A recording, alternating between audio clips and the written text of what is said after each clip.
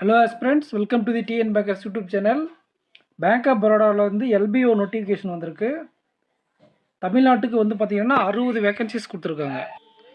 மற்ற எல்லா டீட்டெயில்ஸும் பார்த்தீங்கன்னா நமக்கு IOB LBOவில் இருந்த மாதிரி தான் சேலரி ஸ்ட்ரக்சர்லேருந்து எல்லாமே ப்ராபேஷன் பீரியட் ஒரு 1 இயர் எக்ஸாம் பேட்டர்ன் வந்து பார்த்தீங்கன்னா லைட்டாக சேஞ்சஸ் பண்ணியிருக்காங்க. 2 hours exam 30 minutes each section, உங்களுக்கு 30 கொஸ்டின் 30 மார்க்ஸு.